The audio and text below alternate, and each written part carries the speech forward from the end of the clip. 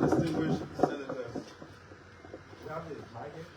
This working or not yet? Everything working. Everything working. Hello?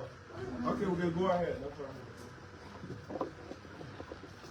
Distinguished senators, esteemed guests, fellow Liberians, ladies and gentlemen.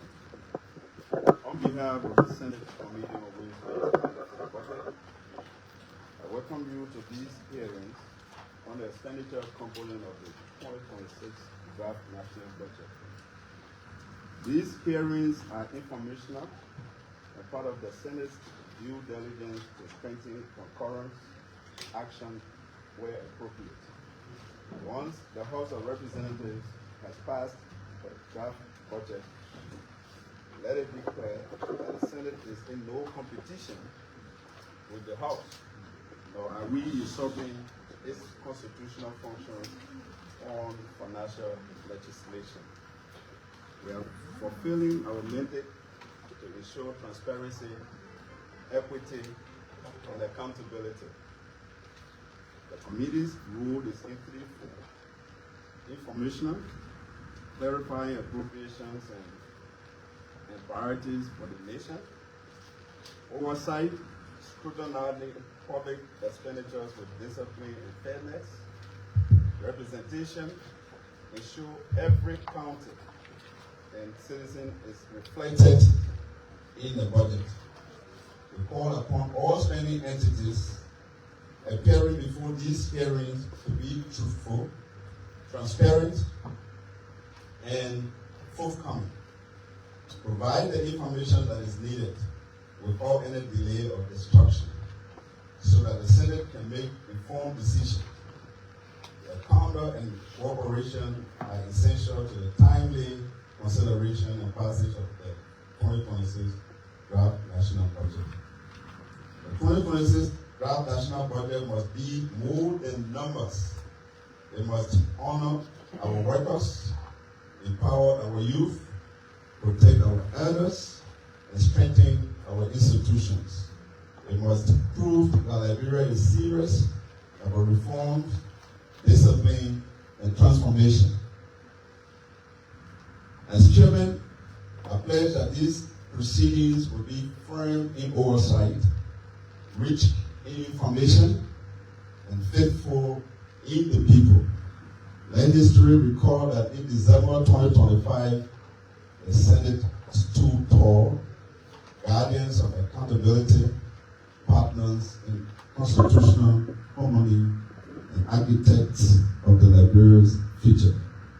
Thank you as we begin this expenditure hearing.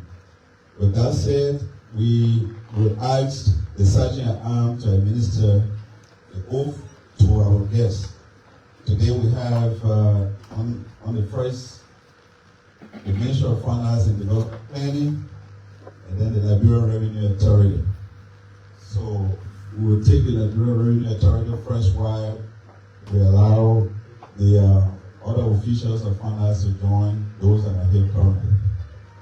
So Sergeant, you move right here.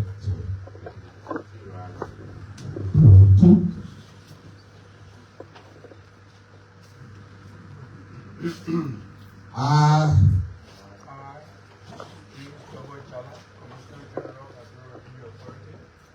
do hereby swear that the testimony I'm about to give to my recollection is the truth, and nothing but the truth. Swear me God.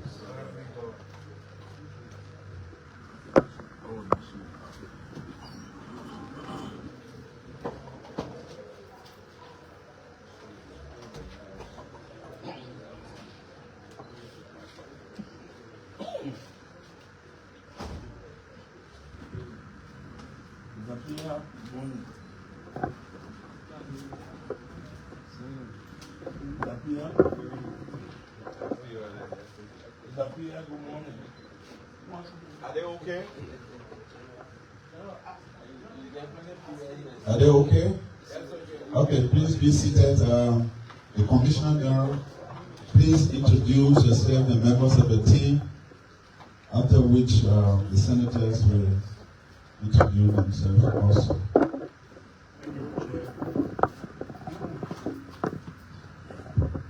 Thank you, Honorable Chair, and distinguished members of this committee. Accompanying me for this hearing includes my deputy for administration, Mr. Bennett, and also the Commissioner for Customs, SAR, as well as the Controller for the Revenue Authority, Mr. Jirake, also people here. Thank you, sir. Thank you. We'll start with our senators, and we take you want me to call out and introduce yourself, please? I don't want to say the political you have. Thank you, Mr. Chairman. Our Senator Sal Joseph. That's it. No, that's it. MD.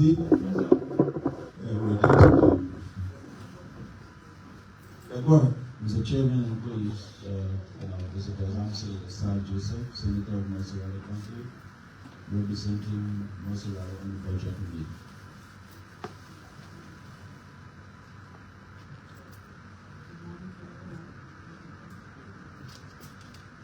Good morning to everyone. I'm Senator Bufakani of Weah County, representing that county in this budget committee.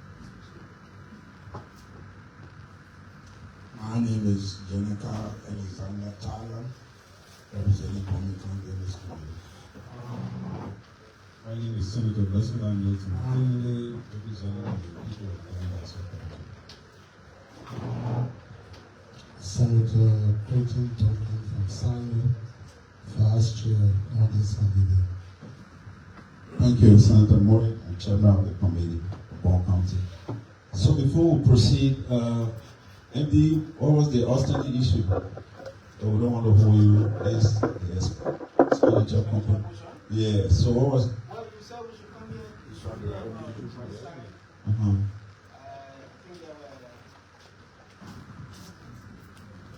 LPO, can you? The classification of our revenue. Mm-hmm.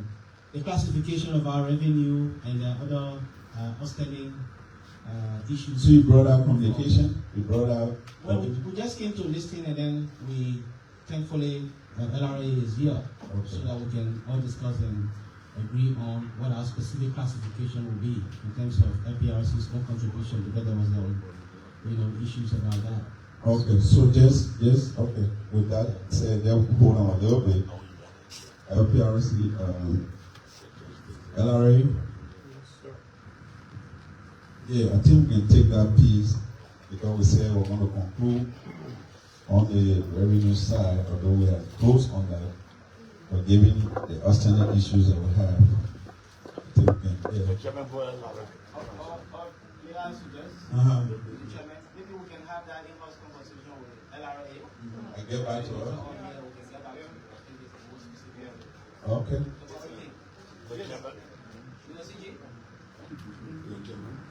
So when that can be done, because as soon as they finish, they will be leaving, so they can plan. And by tomorrow, we can have that information. Yeah, can we conclude that immediately after you're done here, and you let me know? Okay, then we can meet maybe in here, because we also have to have conversation with the lower house. Oh, okay. So So you still be around. Yeah, sure. So for FPRC, it's not too far. Oh, okay. Yeah. So with your permission, can we take leave? Yeah. So that's no Right line. now, yeah, when we find some, Oh, yeah. we have some outstanding issue concerning payment by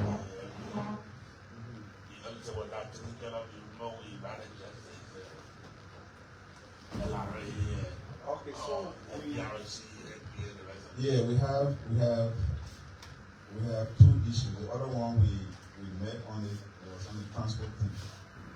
And then the last one we have been done is the Remember the one that the mission just said? Henry. Yeah. Yeah, so I was with them with the garnishing thing. Yeah. Okay. I want to get right together. Yeah, but LPRC is not part of that. You part of that legal thing. No. LPRC. So it's NPA. In fact, The Secretary of the Senate has written MPA officially to appear because they should have been part of that meeting. Yeah, they didn't. So we have to reschedule on that. But the one that we had with LPRC and LRA, I think they have to go and finalize it and come back to us this afternoon or tomorrow first. Then after the presentation, we can be somewhere around here. Okay, so with that said, we'll have you leave us. Thank you, Senator. Then we'll now ask the CG, Commissioner General, to give us his presentation. 5 minutes at most. No, go ahead. I mean, we just 1.6 billion. but Okay, well, thank you. go ahead. Governor Howard. Just 2 hours. Yeah, thank you, senators, for having us. We have circulated our please get into us. FBO. I don't have this. This one. Which one?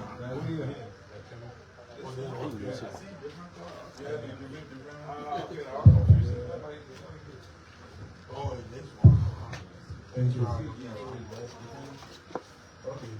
So, senators, we will go through this presentation, but this is the same presentation that you must have had from the opening of the budget when we were doing the expenditure and the revenue part. So we'll just go through quickly to the expenditure portion of this budget so that you can see, especially specifically to what we intend to use our resources for that you provided to us. We will also talk about what we have expended so far in the 2025 allocations that you provided to us. I would like to draw your attention to slide number 10, if you don't mind. Yeah, number 10. Yes. Yeah, page 10. So there we talk about some of the activities that we intend to undertake in 2026, looking at the resources that were provided to us in the draft budget. We have requested the Ministry of Finance to provide us 39 million. So we're asking for 21 million in addition to our allocation from last year. But the minister would only provide us with 8 million. And of that 8 million, part of it was in ASIP, and the other part was in revenue enhancement. So what you see there on page number 10 are some of the activities that we intend to undertake, which are really very crucial. There's more that we would like to do, even in terms of what's listed. There are some more things that we want to do under this expanded scope. Unfortunately, because we're limited by the resources, this is how much we are planning to do. So we want to, one major problem that LRA has is a very big staffing plan. And just to put it in context, I'll give you an example. If you take immigration that we are supposed to work with to man all of our border posts, the size of the immigration force now giving out too much security information, since this is it's around 3,000 strong, more than 3,000 strong. And we are supposed to march them one-on-one at the border post. In LRA, the size of our custom, we are around 300. So those of you who come from border counties will realize that there's so many different crossings where LRA is not present. And those are places where a lot of smuggling occur. And even for those people who are passing with, engaging trade across the porous borders, the government is being deprived of revenue. So what we intend to do is to hire some staff to help us mitigate some of the staffing gaps. Another area that we have severe gap in is the audit function. And this is really a very major risk to our revenue, because our revenue system is self-declaration based. So the business person will do their business for the period, and then they will come to LRA when they're ready to file and declare how much business they have made. Now, more often than not to impugn on any business person, but the likelihood that a declaration will be, done, transparently, it usually is an issue. And we will discover that the declaration will not come audit. Unfortunately, we don't have sufficient audit staff. We are severely limited. We have in our laws something called statute of limitation. After a certain number of years, if we don't audit those for those years, it goes on a statute of limitation, and whatever potential revenue that the government would have been able to raise, we would have lost it. And this is what has been happening for years now. Many businesses go unaudited because we don't have the capacity to do the audit. Also, we are currently deploying electronic fiscal devices, some of which we've spoken to this Senate about. So we want to hire some staff, temporary staff, to help us with that. We want to strengthen our anti-smuggling team. We also want to work on strengthening our data and technology gaps. The challenge is that because of an annual program of the aim, the Ministry of Finance has advised us that we cannot hire people full-time. So that's why we are actually hiring these as contractors. And because they're contractors, important function like audits, even though we have gaps, we cannot hire temporary staff to do audit because of the sensitivity of the work. We really need full-time people to be able to do that. So even with this allocation that we have, as much as we would have loved to hire some auditors full-time, but because of these constraints, we cannot hire them. So for that, for these few people we'll be hiring, we have allocated almost 2 million or 1.7 million to that. Then I spoke about the EFD, the electronic fiscal devices, and this is the system where, to mitigate the under declaration, like I explained earlier about businesses, we will give them our devices and our software solution, so that when they are making businesses, we will be able to see those transactions in real time. So the problem of under declaration will be solved. Unfortunately, there's just so much we can do given the limited resources, so we've allocated $500,000 for that purpose. Also, joint enforcement exercise, we realize is really very crucial to generating revenue, where our custom people and our domestic tax people will work together on specific issues and cases. For instance, somebody say they're producing soft drink, and because they're doing local manufacturing, they get incentive, and sugar is earmarked as an input to their production. They bring in the sugar. So custom know how much sugar has been brought in, but then that sugar is supposed to commensurate with the amount of soft drink, the quantity of produce, the products that they will come up with. So if the two teams work together, custom will provide the information on how many bags of sugar were imported.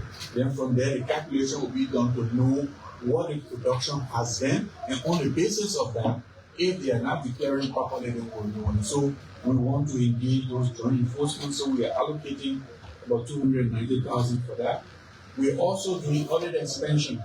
With the limited number of auditors that we have, the best we can do under the situation is to enhance targeted audits, in priority counties, and some financial services. So we're allocating $307,000 for that. We will also enhance compliance monitoring, and this will include sector drives through education, construction, accommodation, food services, manufacturing. Those are all the sectors that we're going to look at, and then also to increase the subscription and payrolls, fact checks, and other things. We're allocating $750,000 for that.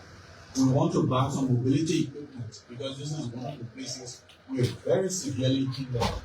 We do not have mobility equipment. In some of the counties, we don't even have motorcycles, we don't have vehicles. And because the number of staff we have in those counties is limited, it's difficult for our people to be able to move around. Take Bond County for an example. We got one collector. We got one collector in Bond County. In fact, the superintendent has consistently engaged with us to see if we can increase the number. Now, one staff in Bond County, he get motorcycle, he get vehicle. So there is no way you can move around. Even to come from maybe we go to Morona, you have to take taxi to come. And then, so it's really a challenge. So we want to buy some mobility equipment to also moving around, even real estate enforcement. Because the real estate, the thing is, you need to be able to move around to the communities to enroll the different structures that are coming up, and then also to sell bills and all of that. So we intend to buy for the 2 vehicles for the 5 motorbikes to expand our field coverage, inspections and anti-smuggling response. We intend to allocate 750,000 for that purpose. Then we intend to come up with an idea, since we are understaffed and we don't have the capability of hiring as many people as we want. We're bringing up this idea of establishing a mobile tax gain. So what this will do will be for registration as well as for awareness creation. And we intend to allocate about 75,000 for that one. Tax education also we want to do extensively. This is one area of enforcing voluntary compliance, ensuring voluntary compliance is through tax education. So we want to create that. For instance, in the real estate area, when people eventually get to know what the tax is on a real estate property, I mean, you can really see surprise on the faces, because a typical $50,000 property may require you to pay on it maybe about $35, $40 per year. So and when people get to realize, I didn't know it was this low. Now the reason they didn't know it wasn't paying is because they're not informed. So we intend to increase awareness, and we're allocating some money to that, 75,000. And then also we want to expand Asakuda and Litas, which is our ICT backbone. Asakuda is the custom system that we're using. Litas is the tax administration system that we're using. So we want to be able to, currently we are moving to the cloud. We want to be able to enhance that work, and we're allocating 200,000 for that. And then also we want to do some policy work on revenue forecasting and analysis modeling. This is very important for us, and the work that we do with finance industry, projecting, what the revenue is, and this is something we do all the time in advance of the budget preparation. So we want to do those integrated real-time modeling, scenario analysis, and flag risks, and be able to mitigate that. We're allocating 50,000 for that. So in all, for the PSIP envelope that we received, we intend to expend $4.785 million for that purpose. If you just go with me to the next slide, the next page. Page 11? Yes. Is page 11, please. So we see that for the 2026 FY budget compared to 2025 FY budget, this is the comparison of the different lines that have moved. So you will notice that the personnel part, the expenditure has not changed, and that's because of the restrictions that I explained to you earlier. We will very much like to change that because we need more people. Goods and services, we are increasing that by 500 or 600 million, 600,000. Revenue enhancement, like I said earlier, so we have $2.6 million for that purpose. And then non-financial assets, we are increasing that. That has decreased. And then for PSIP, the 4.785 I just explained to you is broken down. Now, if you just go to slide number 14, page number 14. Sorry, I'm jumping because this was both for the national and for LRA this year. So this is the summary of our expenditure for 2025. We were allocated a total of 19 million. But when you look in the budget book for last year, and for this year, you will notice that this is 500,000 more than you allocated to us. This is because the net effect between last year's original budget and this year's budget was that LRA has sliced $4.1 billion. So it posed severe constraints for us during the year of operation. For instance, when the rain season started, we didn't even have resources to buy umbrella, and vehicles for our staff to be able to deliver bills in the field. So we had to run to the Ministry of Finance and appeal to him, and he made an additional $500,000 available. Otherwise, there was serious risk of us being able to meet our target. So that's what carried our total budget to 10.365 million. Of that amount, on the payroll front, we've already expended 10.733 billion. That leaves only 975,000 more. That's because this is our December payroll. And then on the goods and services, of the 1.256 I was provided, we've already expended 6.073. Leaving a balance of 182, and this 182 is remaining expenditure between now and the end of the year, and some commitments that have already been made, but that have not been paid so far. The non-financial assets were allocated 500,000. We've consumed 490,000 of that. Currently, we have 10,000 more. Again, we have some balance of payments to date because there's some deliveries that have not been made for non-financial assets that we acquired throughout the year.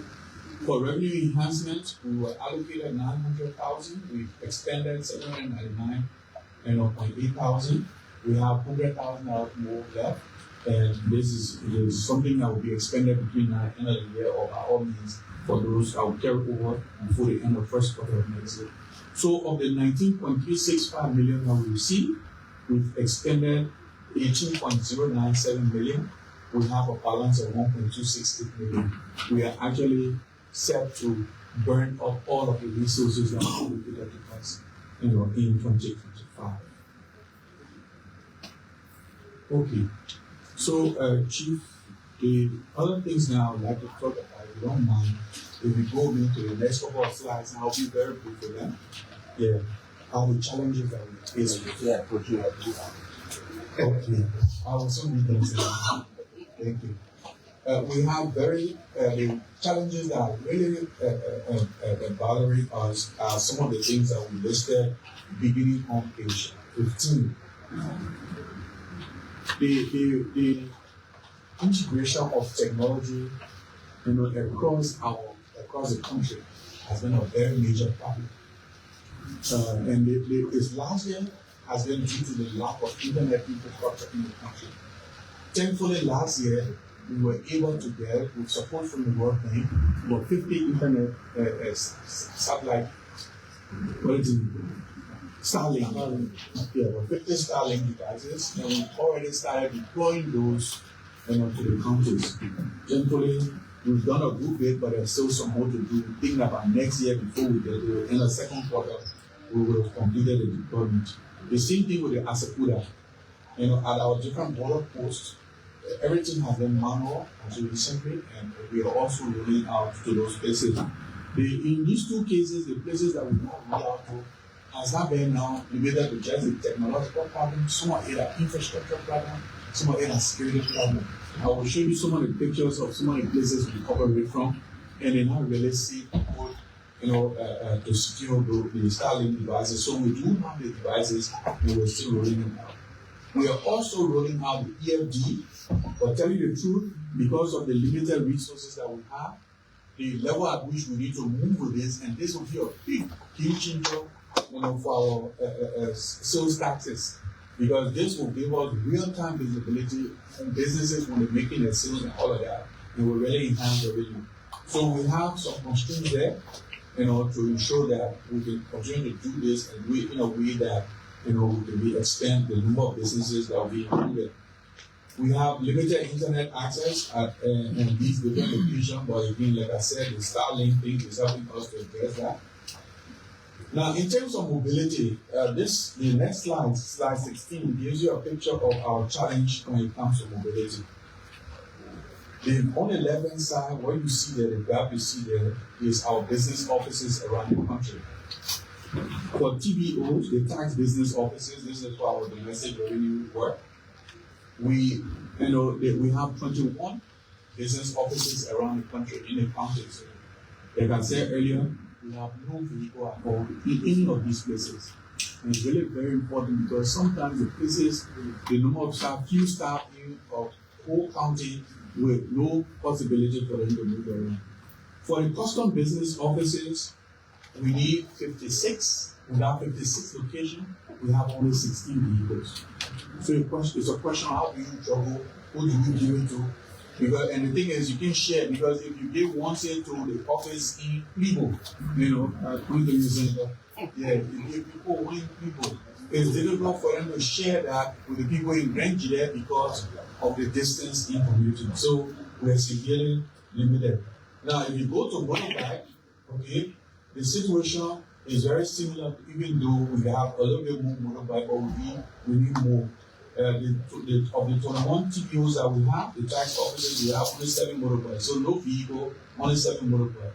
And of the 56 custom offices, we have only 9 motorbikes, 16 vehicles and 9 motorbikes. So we are very severely limited with how people can move around to be able to collect their taxes. If you go with me to slide number 17, what we try to do here is to give you a picture of the workload compared to the number of professional staff that we have in each category. The first chart on the left gives you the picture of how many auditors we have in the workload. For instance, in a large tax division, we have 425 large taxpayers in the economy. We have only 18 auditors. There is no way these 18 can cover even up to half of the number of people in any given year. And even over periods of time, it's difficult. Medium tax, there are 7,000 registered medium taxpayers. We have only 28. When you go to small tax, the situation is go bigger. As you can see there, we have about 400,000 registered small businesses. So small taxpayers, we have only 15. In the real estate tax department, we have 71,000 properties registered. We don't have any auditor at all. When you go to government and not-for-profit, there are 16 NGOs and government entities registered taxpayers. We have only 6 auditors. When you go to the natural resource sector, there are 9,168 taxpayers registered. We have only 10 auditors. So this tells you the magnitude of the problem, and this problem alone speaks to a lot of leakage in the revenue administration system. Now, on the right-hand side, that graph that shows you the number of enforcers that we have, for each of these different categories, and you can clearly see that just as with the situation with the auditors, the same thing also with the enforcement officers. They're totally limited compared to the size of the fleet that exists there. If you go to the staffing gap, the next slide number 18. If you go to slide number 18, honorable senators, you see that on the left-hand side, we give you the situation of our tax business offices. What we think are the best scenarios. This is considering the resource-constrained environment, so this is not like a dream plan kind of projection. But even with the difficult situation, we've estimated Jowa, for instance, we need 11 people. We have only 1 person there. Tapeta, we need 12 people. There are only 1 person there. Foya, we need 9 people. There are only 2 there. Greenville, we need 7 people. There are only 2 there. Webo, we need 8 people. There are only 1. In Bonjama, we need 8. There are only 1. In Bopolu, we need 8. There are only 2. In Grand Crew, we need 5. There are only 2. In River Steps, we need 7. There are 2. This is just highlighting some of the areas. And the thing to note is that, especially for the border counties, we have the knee crossing, the knee border post, but then there are other multiple crossings, sub-posts. But we don't even have the manpower to man the knee post and let alone the smaller posts. So it's really a big problem. The same situation, if you look at the graph on your right-hand side, the custom business offices, these are the different places. In Butuo, the first one was the tax offices around the country. This one is the custom border post. Sorry, I mixed that one up. So in Butuo, we need 9 people, we are only 2 there. In Greenville, we need 7 people, we are only 2 there. In Spring Airport, we need 4 people, we are only 1 there. B Mountain, we need 5 people in B Mountain, we are only 1. In Yekepa, we need 9 people in Yekepa, we are only 4. In Jowa, we need 8 custom officers, we are only 4. Mendekoma, we need 8, we are only 4. Yela, we need 5, we are only 3. MNG Gold, we need 4, we are only 1. Mines and Energy, we need 4, we are only 2.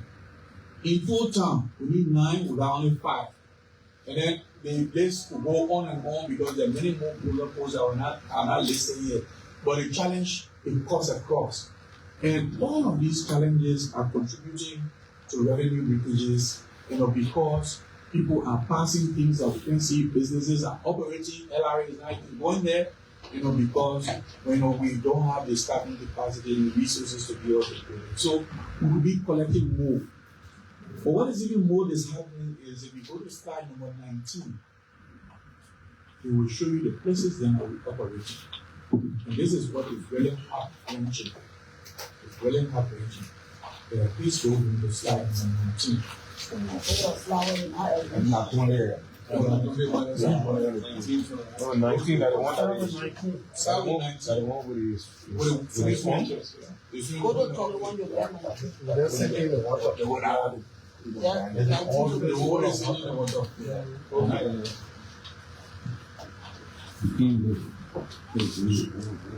Yeah. So if you see there, this is our contact TVO. After a very heavy downpour. This is some of the things, the challenges that we are grappling with.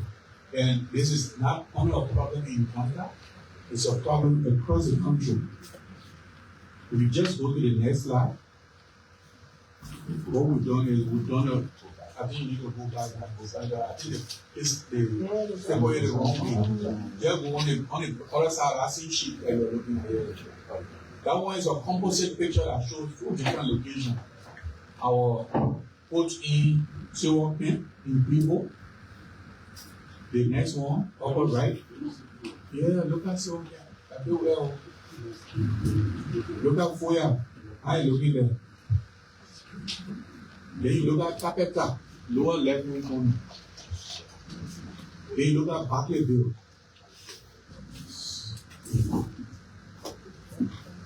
And then if you look at the next page, which one? The next thing. Look at two. Senator, let's go ahead and come again. Look at two. How Senator? You cannot tell when you don't have. Show you. Look at Dona. Look at Bamo. Look at two. Look at Mendekoma. Look at the facilities that I want closer. You need So the point we're making, senators, is that we really need to invest in LRA. And by not investing in the LRA, we are actually losing out a lot of money in leakages. Because all these places we are not, that money, that taxes will be generating. The border places that we are not, that revenue will be missing.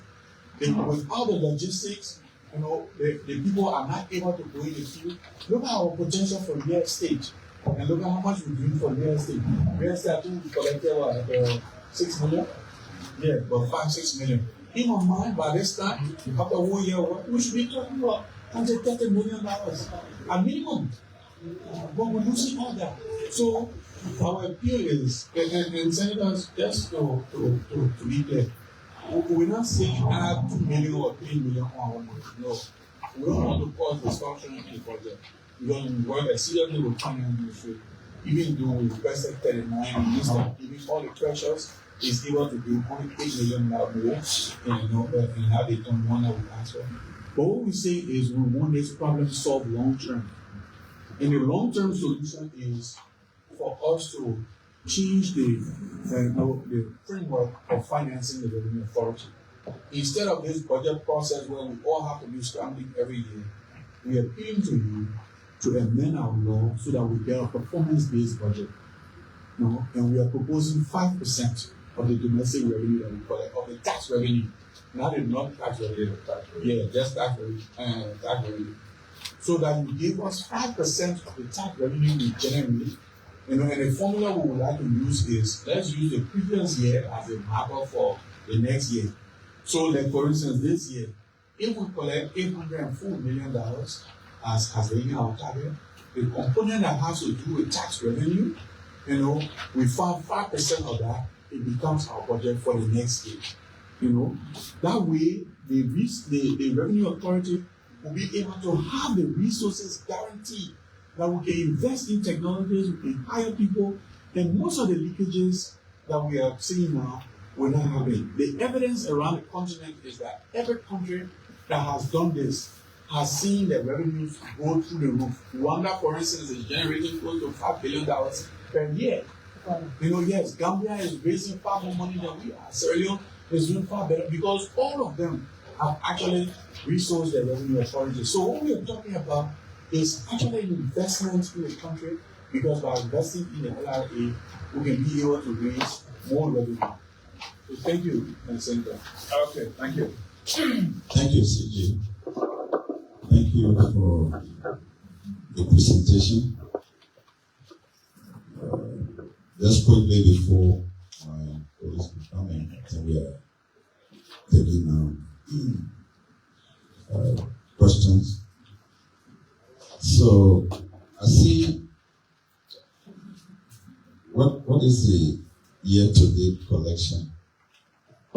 This year? Yeah, in terms of performance, from the 75 million, the tax revenue. Okay, let me just go to that. We have an online system with so many all delegates there.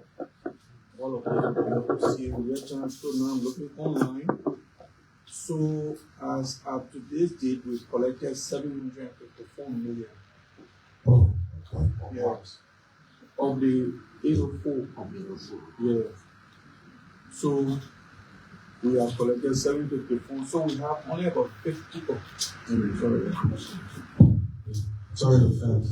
So of the 804 million for domestic revenue target, Domestic revenue. in this year's budget, we've collected a total of 754 million so far.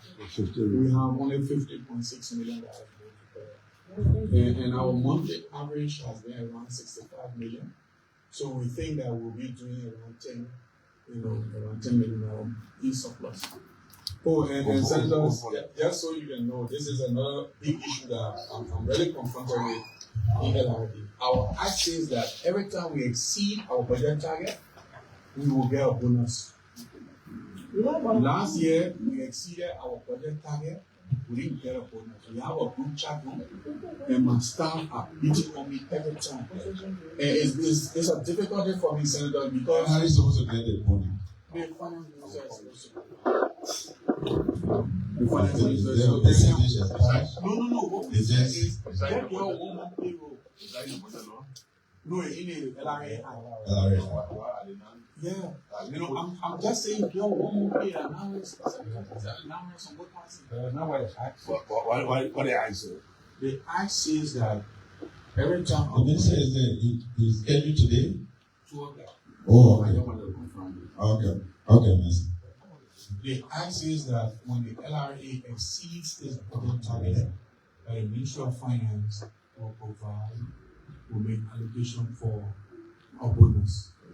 That's what it says. They didn't say how much. No, it didn't quantify.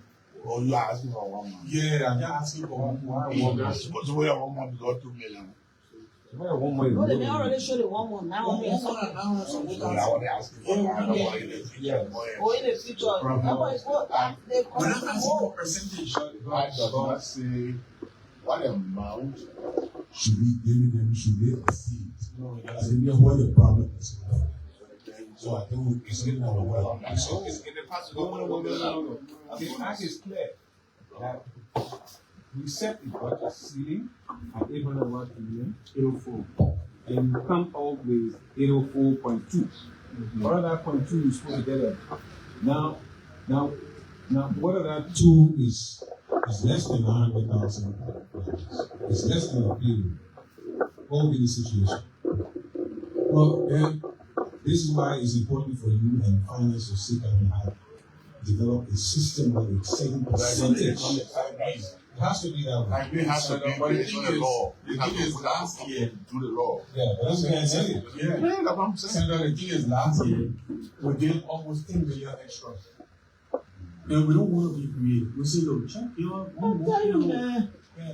And this year again, we might put $10 million extra. CG, yes, it's a law that has to say, should you exceed? So we're doing a budget law. So you see, that's the budget law. I don't want to do the budget law. Or we have been there, or we're like, or we're doing the budget law. Wow, look at it. Correct. So in the first year, we're doing the budget law, and then we look at our law critically and see how we can tweak it so that I know that we'll be fine. But we in the staff for last year. No. Yeah, that's it. Chief, I want So we try to make sure we are We advance that. public communication now. no. We have to send it So on. they pay the money for No, life. no, they actually, you have fancy what we do. No, not fancy for the And that would be a question I would ask the finance minister. Yeah. In the measures. yeah, business person. Somebody collect money for it. Okay, so CG, I think you have done the presentation. I see your PSRP expenditure, proposed expenditure list. So the 4.7. But you show in the slide the different areas of your But I didn't see renovation here. Is it in the PSRP or what? Because you can be showing all these different pictures of your collection area, looking back, or then you are proposing an expenditure of 4.7 million with all taking into consideration those areas that the people are sitting to collect the money. Yes. So what we've done, the thing is, if we're going to get only 4.785 million, the question is, and we had a meeting on this internally, and our priority was let's focus on those things that will cause more revenue to be generated, because we want to make a case for this performance-based budgeting. So we can't afford to slack. So even if we will be beating us, even if we will continue to beat us, the one motivating the staff is let's continue to overperform, because then we'll make a strong case. Meanwhile, though, in our, you see, there's a line for revenue enhancement. So we'll do some renovation on that one. In the core budget also, why did he bring the breakdown for the revenue enhancement from 900,000 to 3.5 million, 2.6 billion? That's it. Is it? You don't have it. How you going to get?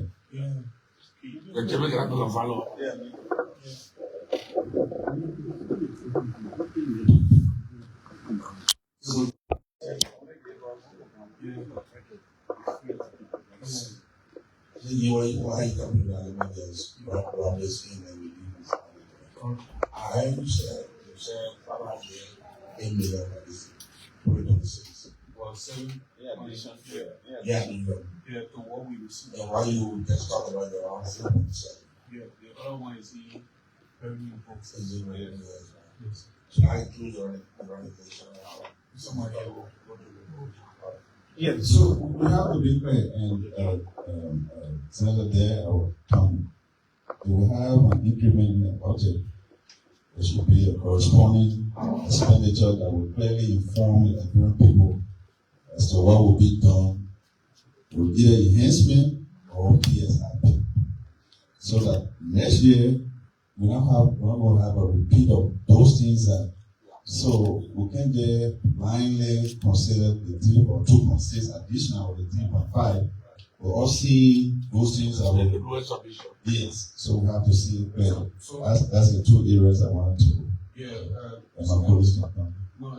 let me just appoint that center, because in the printing, my team inadvertently did not print it. And so one of the chairs, baby. What kind of here? Yeah, go ahead. We printed and submitted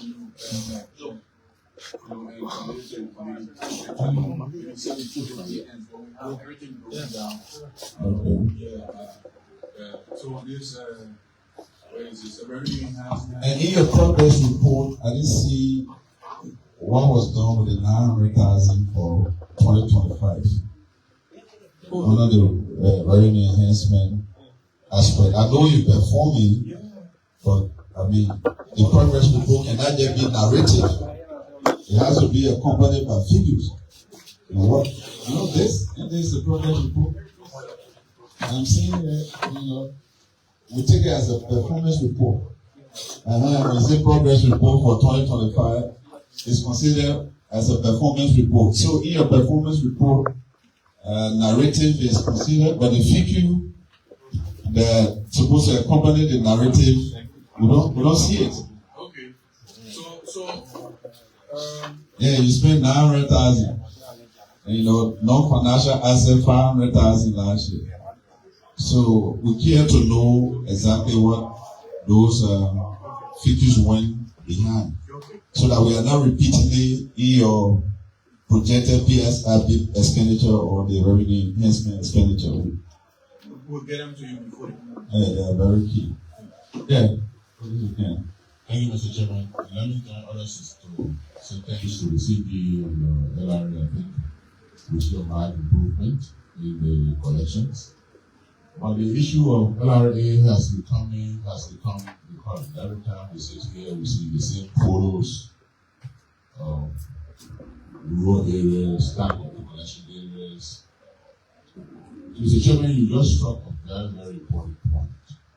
We gave enhancements to LRA, but LRA and us do not agree on those areas they want to spend the enhancement on. So that's what the problem is. LRA mentions styling. They employ styles. So you determine if you want to employ enforcers, auditors, that's your decision. What I did not see here is the percentage of our administrative staff to that of auditors and the technicians, people who are actually involved in revenue collection. We pointed that out the last time. What is the level of your administrative staff? Okay. It is you who make decisions on who to employ and who not to employ. If you decide to increase auditors and technicians, that's your decision. But many times you give the money and you concluding that like all agencies you employ people in Monrovia and even the rural areas of the residents coming from to be like that. So Mr. Chairman, my main point is the enhancement, the 900,000 and now we are reporting 2.6 additional 2.6.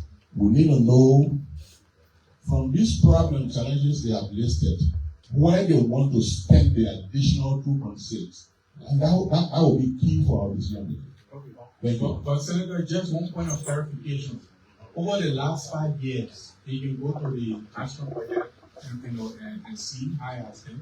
LRA has gotten no increment at all in its personnel line. So no new employment has occurred. When you see us advertising, it's because of other people who have died, people who have dismissed, people who have resigned. Those are the people we are replacing. But we've had no new, and because the government has had freeze on employment for a very long time. And now this year, we have loved to use some of them money we're getting from auditors, given the nature of the need. But then we can't do that because of this. So you say with the enhancement, you cannot use the enhancement to hire additional auditors, tax collectors. We can hire temporary staff, and some of them they say here that we allocate them 1.7 million. But the nature of audit, you cannot hire temporary staff to do auditing because it's too sensitive.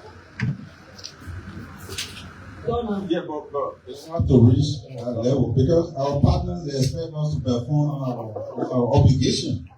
And, so we can't be constrained in critical areas not to improve. So we have to have that discussion. You can be telling your debt is number one, by the payment law, your birthday. Then you cannot, those are supposed to collect the revenue. I think we have to have a discussion on that before we conclude. Mr. Chairman,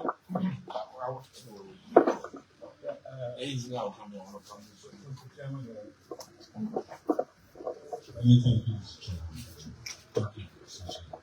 I think the chairman raised one of the issues I'm very concerned about.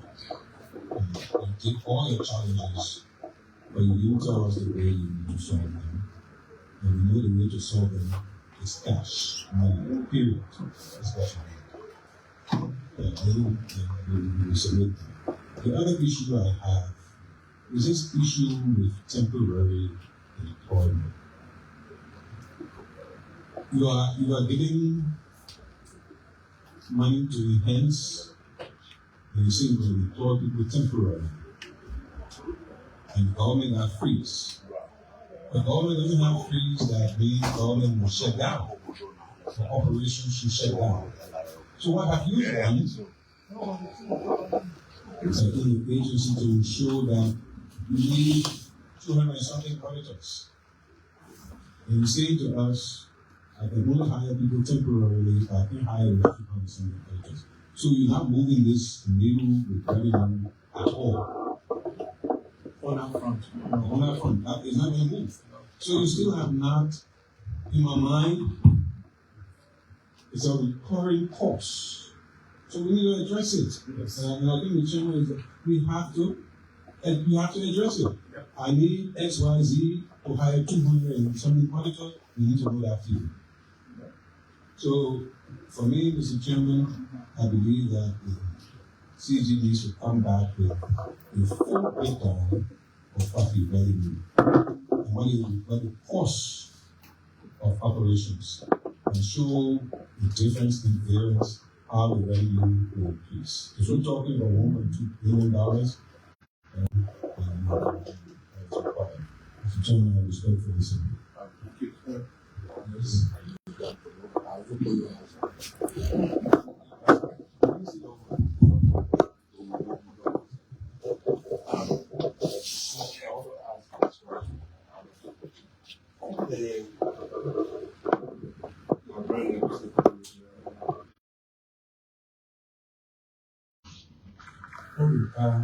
This is a very good question. So, to date, we still don't have any visibility on what LEC is collecting in terms of goods and services tax, because they're not filing.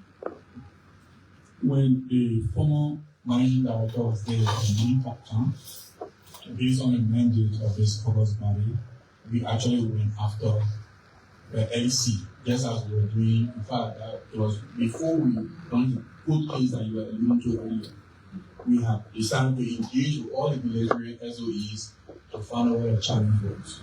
When we met with the LEC leadership at the time, they gave us a picture that they have been operating in the red for like 3 years. It actually showed us audited financial statements. Yes, that they were operating in the red. So that's when the government decided, finance minister, president office, that we should ease off on LEC. So they are still collecting GST, but they are now relating the GST, and they're now filing. If they were at least filing, they will know what the tax expenditure is, how much is even supposed to be collecting that we are not collecting. So we don't have a clear visibility on that. The cabinet made some decisions. The president issued an executive order granting them to the river on the imports to be able to strengthen their capacity. So that was done. The cabinet also made a decision that every government agency should have a prepaid meter. So the whole of the last year, I think up to now, December was the deadline this December for agencies to transition to prepaid metering. I know our prepaid metering has been installed. So,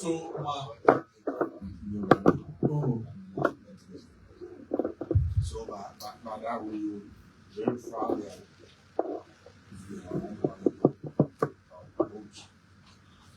have more than collected. For GSC, no, I don't remember. But it's withholding. It's withholding. The withholding. Yes. So you suggest by that estimated. Even leadership, the whole taxes, and the going to bed. You're not supposed to. No. I was just explaining to you. No, as a tax collector, and now your money. On the monthly basis. And now your money, in fact, a letter we wrote to LEC management, the reason we're having an engagement with them is to point out to them that this is not your money. You're only a withholding agent. And that is still my case. I was just giving you context around what happened, the political nuances, and the decisions that were made at the time. But as a consumer, I'm sure you, like all of us, that connection and paying to LEC, we pay LEC. Have you a sense the impact in terms of how much you collect? Oh yeah, they collect substantial because every payment has GST. In fact, those who pay and get a receipt, is the GST amount is written on the receipt. Because that's exactly what company said. Right now, the GST are fixed, some they call fixed fee, which is more than 10%.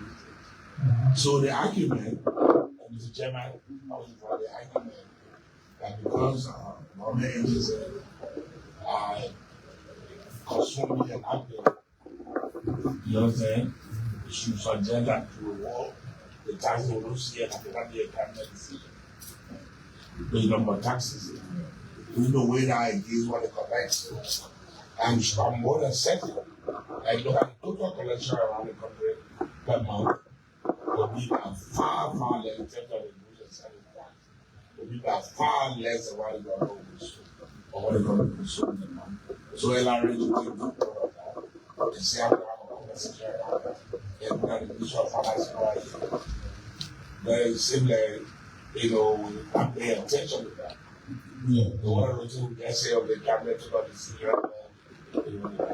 Look, even if the decision was taken to account for that, was very new and corresponding expenditure.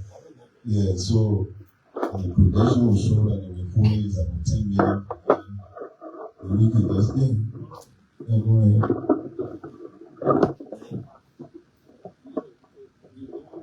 There's a problem here. The students are listening to us. The CG said the cabinet took a decision. What's the legal lines? On what basis could the cabinet take a decision on tax matter? No. The decision the cabinet took is for agencies of government to install prepaid meter. Because like the senator pointed out, the justification that LEC has been providing all along is that government agencies are utilizing the power without paying. So the cabinet then took a decision for every government agency to have a prepaid meter, so that way every agency will be paid to pay for it. We are paying now. I think this is like the second or third month. So while if we got the basis for which LEC is not paying, is not rebating the consumption tax for where they are charging it.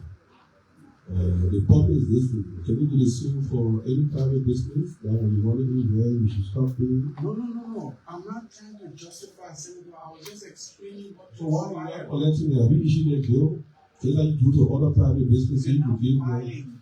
That's what I just said. Yeah, there are businesses, there are businesses that are filing on the system automatically issue a bill. When you do the system,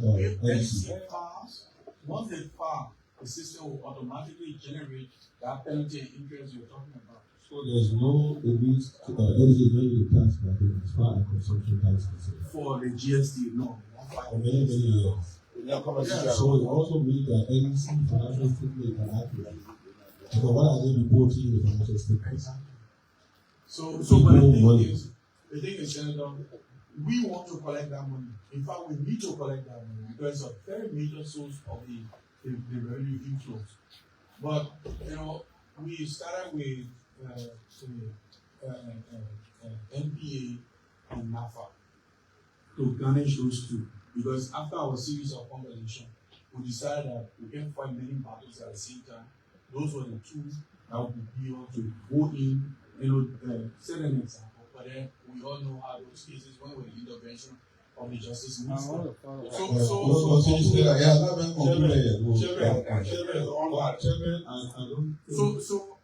think we should make that project or authority to garnish with the LEC issue, because it was the contribution for which he gave you the teeth to garnish. But the tax law gives you all the right to garnish, to collect, or for third party, section 67, 69, you got it there. So obviously you have the authority. We also gave you authority in the budget law for viewing right. And now you come before one and say, it's been a year and a half, going to 2 years, you are not viewing. Then yes. So what's stopping you from viewing? So, Senator, I don't have policing power. There is no provision in the law of any policing power. LEC is a government-owned corporation. You are the policy makers. You give me instruction. I have challenged you implementing your instruction. I come back to you. You're the policy maker. I need some back. I'm telling you now. No. And the tax, I'm telling you now. The Oman report, I'm not, there's no way. Yeah, that's coming to us. Yeah, Mr. Chairman, I do with your comments around now. Yeah. LEC, Farnize, and LRA. Yes. I have a lot of money going there. So I don't want expenditure, but are they also relating beside the GSC, the holding of the plan? They started doing that now. They started? Yeah, Senator, they were not doing it. So why is the employee decided to go and sue That's a major for problem. their taxes? So I can speak for the time before my time at LRA. So since 2024, they've been meeting. Yeah, since 2024, second half of 2024, they've been meeting. We've been meeting. Well, what happening before, I can speak to that. I mean, again, it's a policy decision that needs to be made. No, they're filing that one because they're filing that payroll. That's how they pay. Are they doing any the return of income tax, even the profit? No, but that's the place. If you're doing that, you don't have to be able to see. So they only filing on payroll. There's a penalty for that today. Yes. They're not having a good action. Because again, like I There's said, a legal person. I thought they asked for the issue of issue. Would you want one action for you that will stop? They are not seeing me. Because the justice ministry came here. They said they intervened that over. They said they stopped you. So we'll bring them in. We have already agreed that we'll bring them in. I will suggest that the justice ministry come on a public level. Yeah, we'll bring. That's what I'm saying. They're coming for the expenditure. So we can take all of them, on our expenditure hearing. MPA will be here, and we resolve the matters. And we have something because. Yeah, so I want to follow up. Oh, okay, yeah. Yeah, let him pick up, and we'll go back to Senator Topo. Before Senator Topo can come in, we're joined by two distinguished police of ours, so we'll just ask them to introduce themselves. Three. Let them do yours, then when it comes to my giving, then you stay there and ask a question. Yeah, thank you, Chair, for the opportunity. Joseph Kolago Batojaro, Councillor at Law, a senior senator of Law Firm, a member of this committee. I'm going to say I promote the Prime Minister of Justice. I am Senator Senior Bautila from the Nkema County, member of this committee.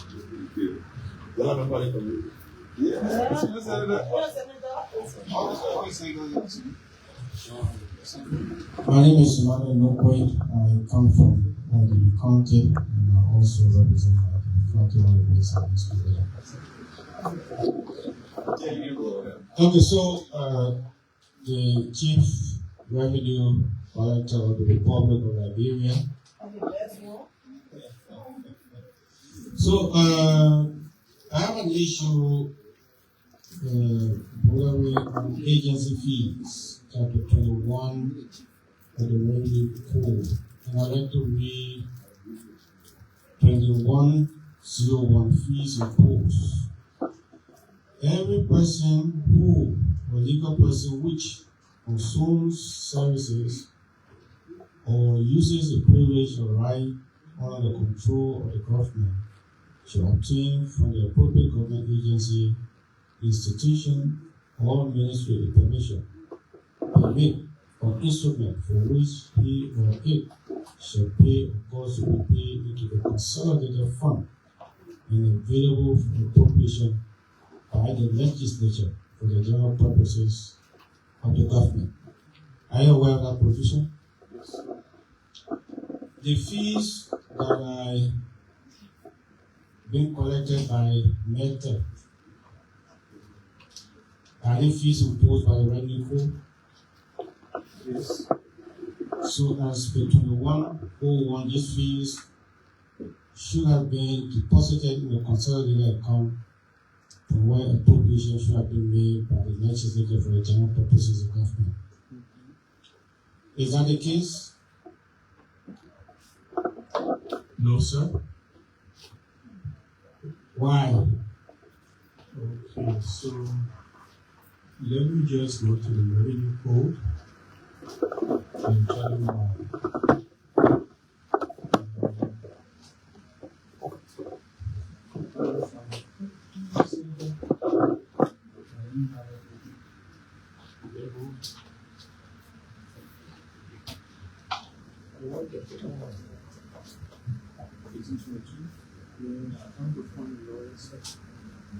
Section 8, go to 18.2, so you have it open. Section 18.2.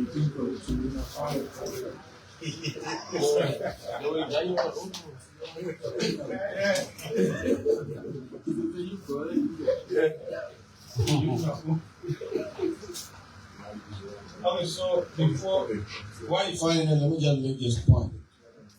Let me just so that you can respond to it. Why you respond and cover all of these. We have the same situation with Ministry of Labor. We have similar situation with Immigration Service, transport. The new trend we have seen across government is that these agencies that are to charge fees, collect for those fees to be collected by the revenue authority and deposited in the consolidated account from where the legislature is supposed to make appropriation for the general purpose of the government. The trend we see is that these agencies being supported by other senior government ministers have been going into contract, signing long-term contracts with private parties or contractors, committing these fees or distributing these fees. In some instances, in what I consider in my own words as an unconscionable form. Take for instance, we have a situation where in your case, revenue collected 15% comes to you, and 5% goes to the contractor. In other cases, you find 40% for contractor, 60% for government. Before there was a situation where in fact 4%, I think we had a couple here, where a particular contractor was doing about 4%, and that contractor was taking 96% of the revenue. So on what basis are you people encroaching on the territory of the legislature? Because if these fees are imposed or were imposed through an act of the legislature, where the law expressly stated that these amounts should be deposited in the consolidated account for appropriation by the legislature for the general purposes of government, you are taking onto yourself the authority to commit these revenues or to distribute into the contracts, distribute these revenues, and then include them in the budget for us to approve. That's the basis. Thank you, Senator. I just want to clarify that you are a bit generalized. You generalize a bit, and LRA cannot respond for other government agencies that you may have observed in this, and LRA will not in any way usurp the function of the legislature. I would like to speak specifically to the custom services fee, which METEC is hired to collect. And the authority for LRA to retain that fee was actually printed by this very legislature. You read a portion of the revenue code, let me read another portion of the revenue code. It's section 1822.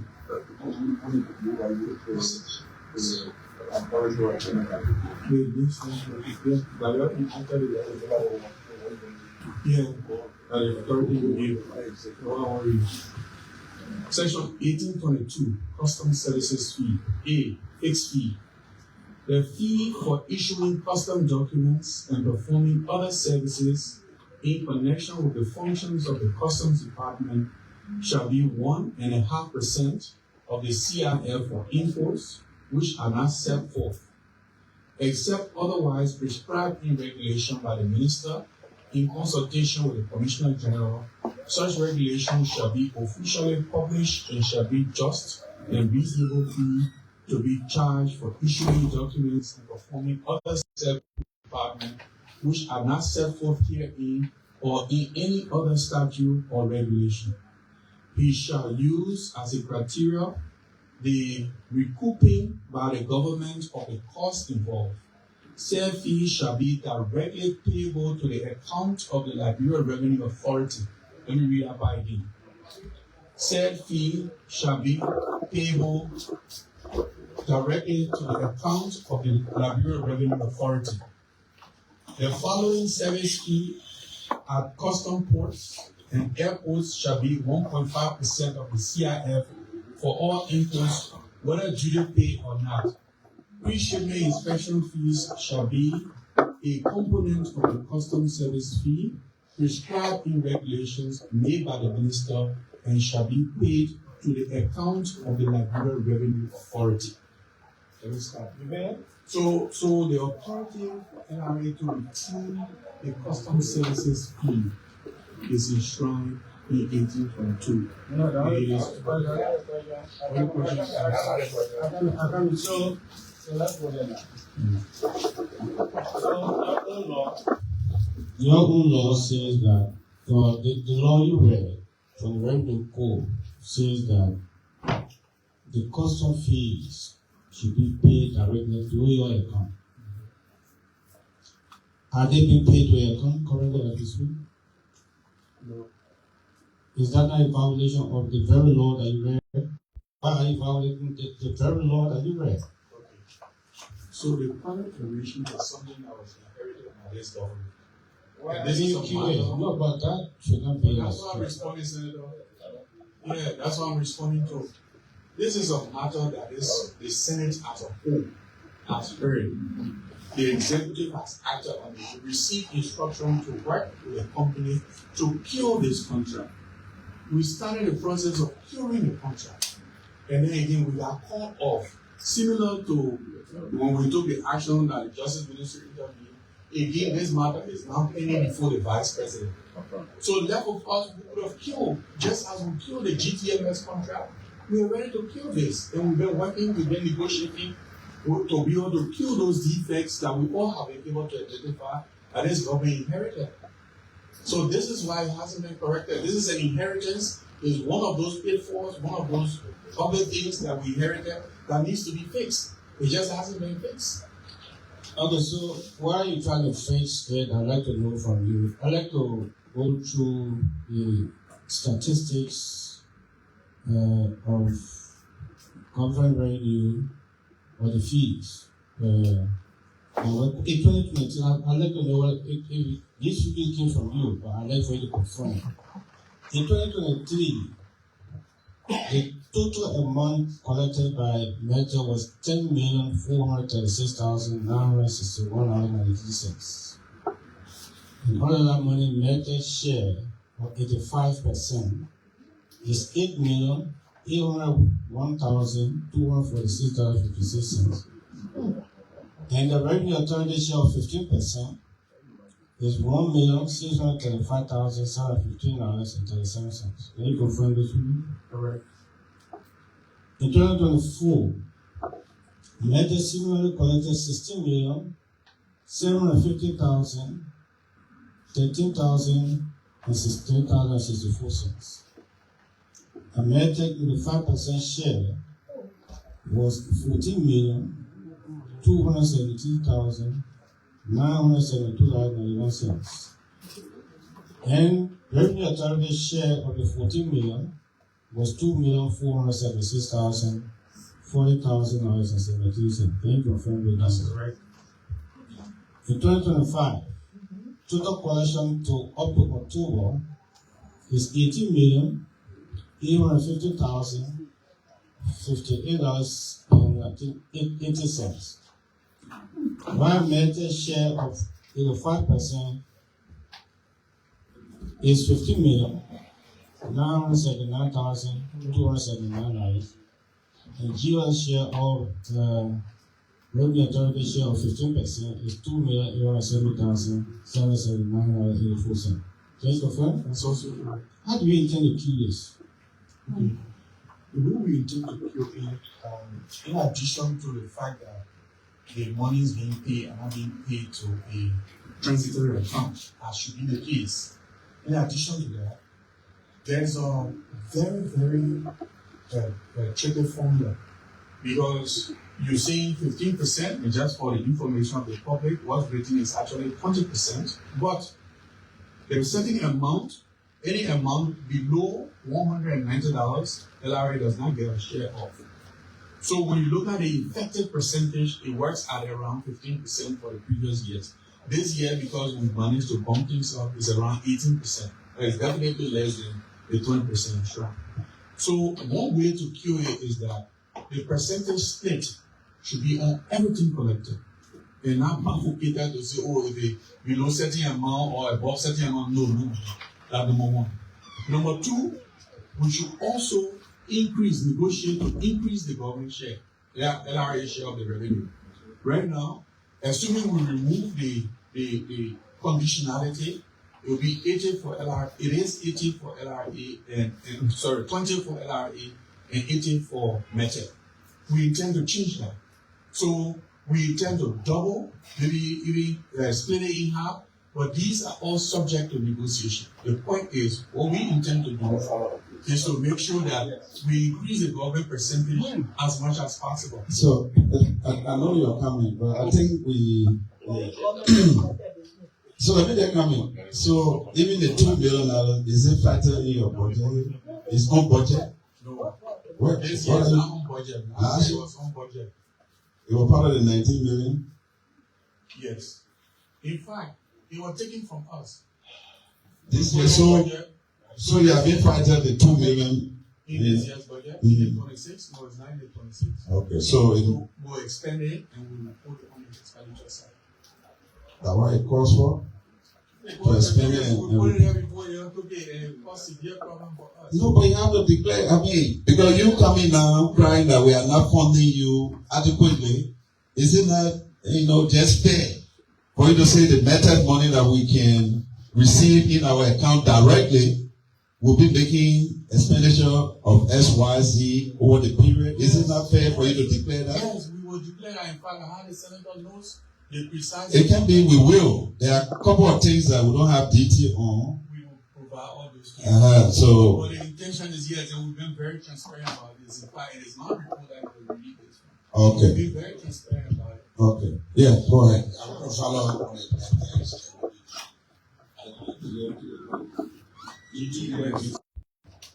I told CG that we had a conversation around this. The Senate concluded with some instruction around that these recommendations that we were supposed to follow through.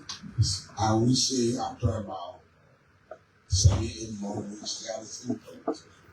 What were you suggesting? For the GTMS? No, for METEC first? Yes. For METEC, yes. Why? Because when the Senate recommended 2 options to the president, either cancel or cure. The president eventually set up a cabinet committee that recommended that curing was available. So we received instructions to go ahead with the curing. And we started a negotiation process.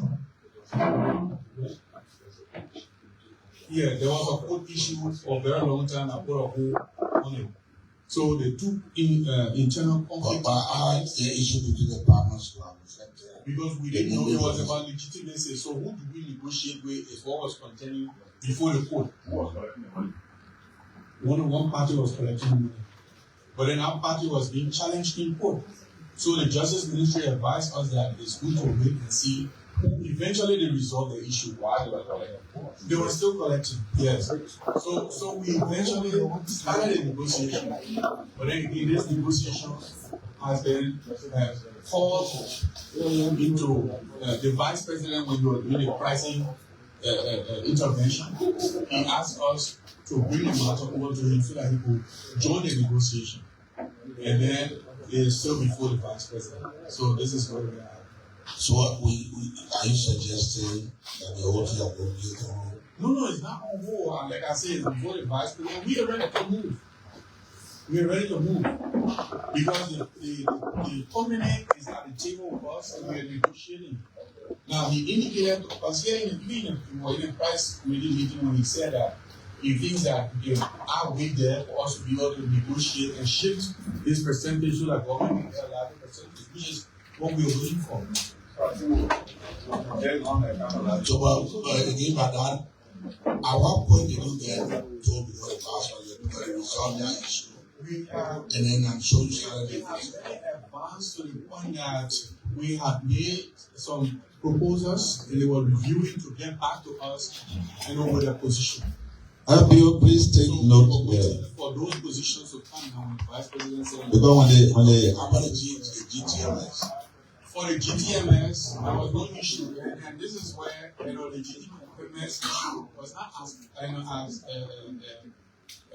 wild as the Metek case has been, and this is what surprised me, Senator, because of the two contracts. If you read the GSC report, the problems with the GTMS contract were even more severe than the Metek contract. But we have killed the GTMS contract. So from that 4% that NPO was getting, even that there was some time late, because they have conditionalities there. We've killed that now, so it's on every amount that is raised, the government gets 40%. And of that 40%, the NPA gets a certain percentage, and the rest of it goes to consolidated. So that is media to kill men to distribution among the agencies. Then you are part of that. I was part of the negotiation, yes. And my intention was to find out and get the highest percentage we can get for the government. So, but the finance ministry will probably speak better to the percentage. I think we need to look at this too. So I want to get two questions. So, in anticipation of what are we going to do to kill the Metek contract? I know we have conversation. We need additional resources to help enhance the operation across the country. So why if we appropriate as it is, the arrangement you have is in violation of the revenue code. Just as you were, money is going to be deposited in your account, and these fees are for you. We legislated that these fees are for you. There's no provision here that you should go and hire a third party to come and perform your core function. That's why we say this money or these fees are for revenue authority, and they should be deposited in revenue authority's account. What you have runs contrary to the law and even the intent of the law.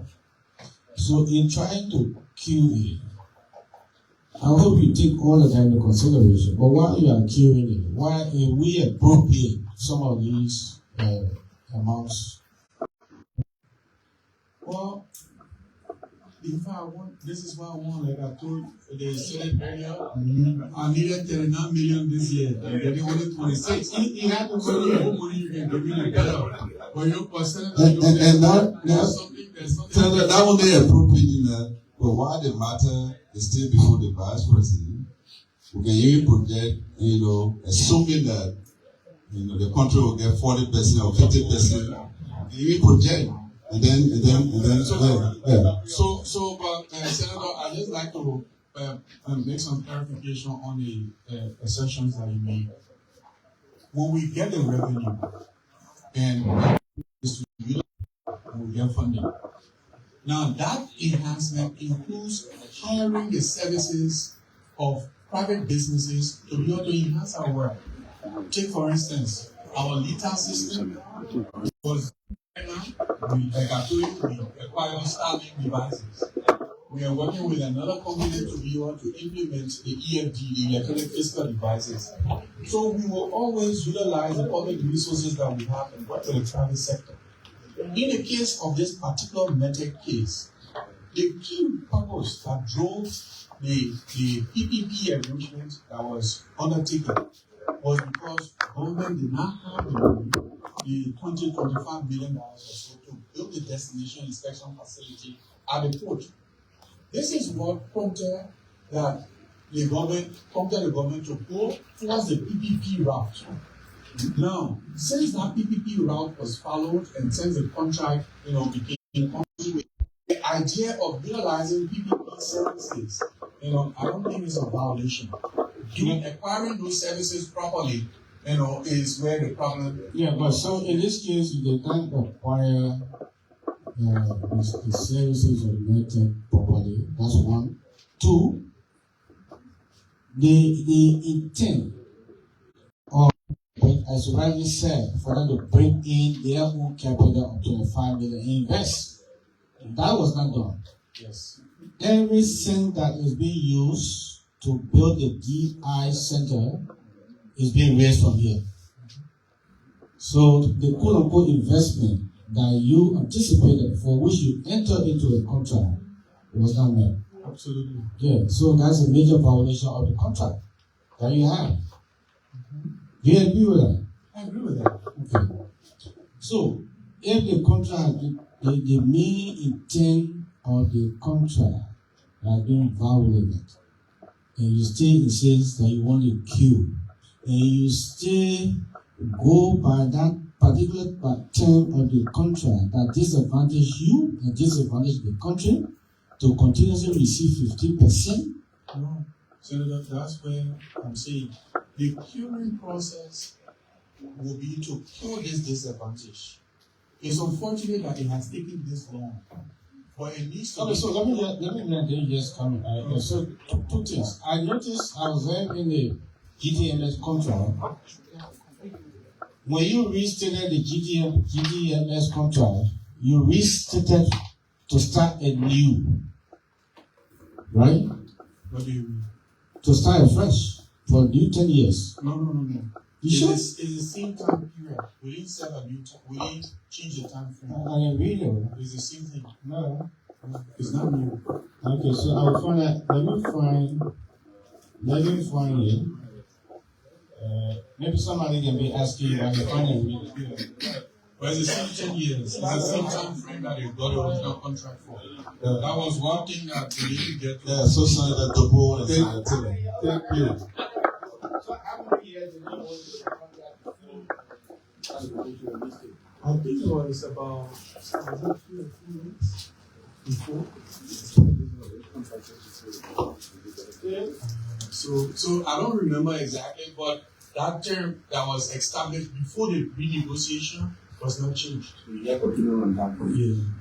I'll find a provision and read it. Somebody else can ask for you. Again, for me, let's go quickly it will be a follow-up because it's not going to ask before we came to see now. We see you said that for the investment of a contract or in a specific year because you are moving from pre-shipping inspection to destination inspection. So, what is it that Mentor was doing when you were collecting this money that custom was not doing? Did they have the site already available? You had the schedule there? What are they doing in collecting this money? I want the public to know what Mentor is doing from 2024 or 2023 to now. Thank you, Senator. So the method contract provides a number of services. One, the construction of the destination inspection facility. Two, the maintenance of the same. Three, on the issue of evaluation of the system. That contract was a replica of the bigger contract that operated in this country for more than 20 years. It's the same thing that we just restated, except that the contractor had changed. So, prior to the construction of the facility, the precondition was that government had to provide them the land because they own no land in this country. The government did not provide that land until another time later. But immediately you employed the services of the contractor, they should have started work that same day. So yes, the construction did not start because government had not provided the land, but the other aspect of the services under the terms of the contract were being provided, and that is all the different assessments, if you check all the different certificates that you receive when you import the CRS, this is something that issued by the service provider. So yes, they were providing valuation services until the land was being provided.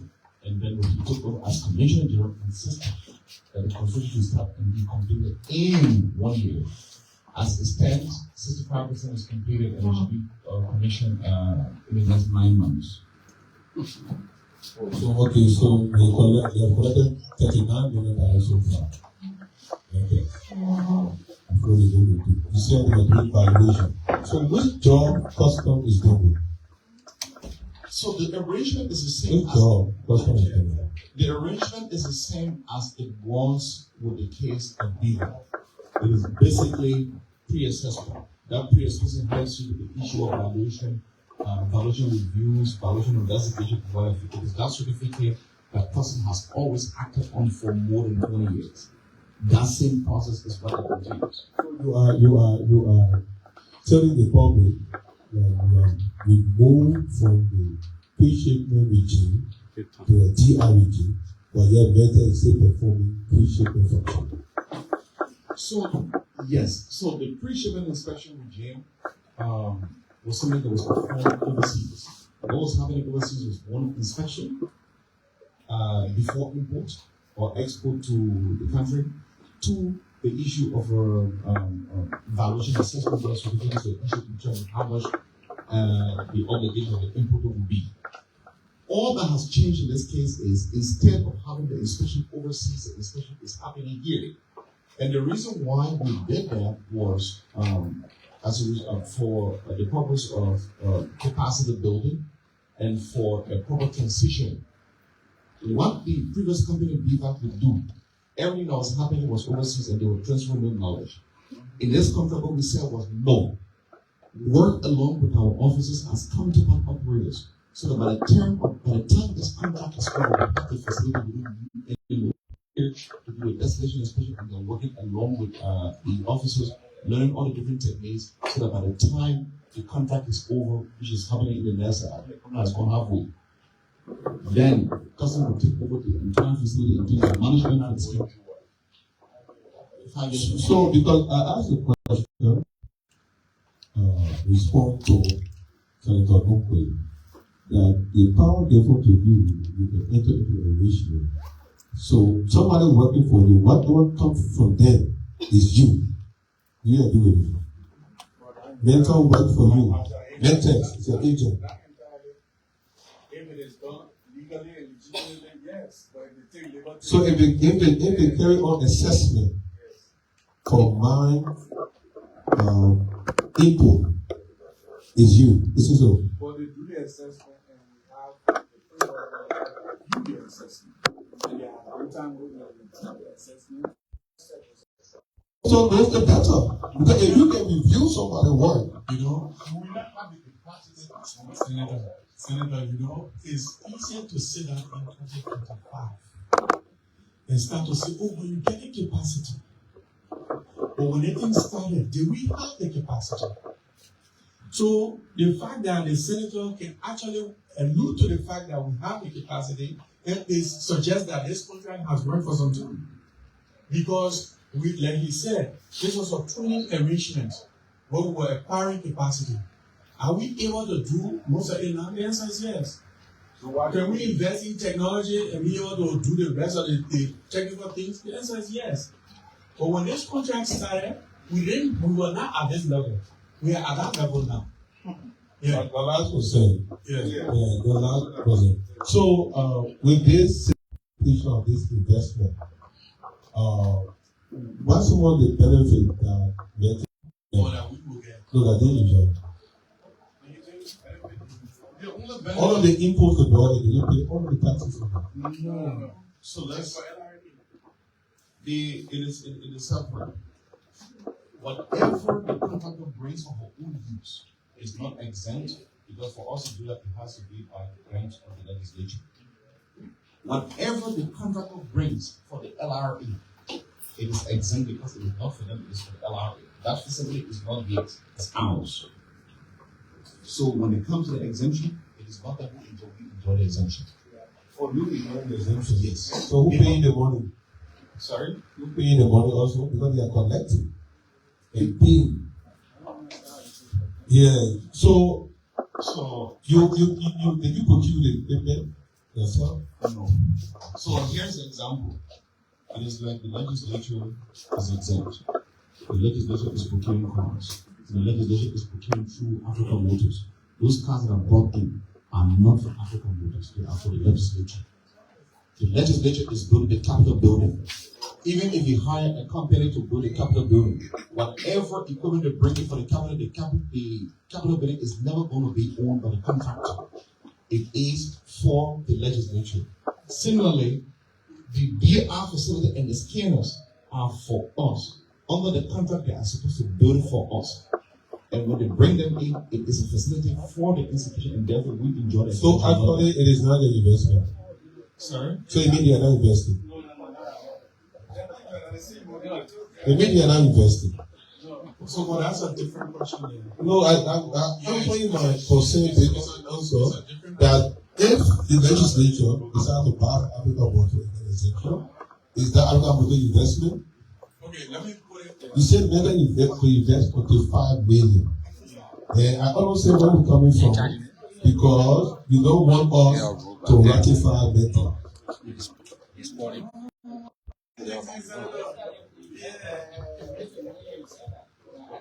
Well, you call it an investment. That's why. Yeah, so they did invest actually. But Senator, let's not, convolute everything because it will create more confusion to the public. The point I'd like to clarify first is the part I Abdi spoke about regarding the Juju River.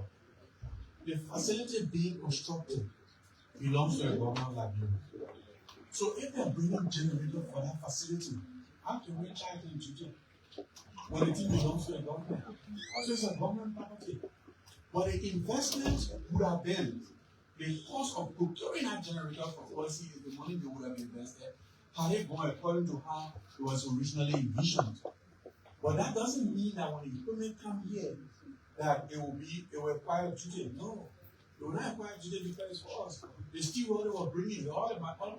In fact, right now, they still bringing in. It's ARA duty that we're renting. When they bring things in that they need for themselves, they pay on those ones. Including the software. Well, software will not get duty because we don't have a mechanism for collecting duty on software. In fact, I want technologies for other we're working on. Pay all the management fees and everything. All the taxes, everything. They will go to everything in there. Yeah. Only the duties for those items that you're using for the construction that will ultimately belong to the RA is what they're doing. So let me read. Hello. So I thought to raise this because you indicated that we are having conversation and your strong support to kill the medical contract similarly as GVL was killed. Yes. But one thing I noticed, I'm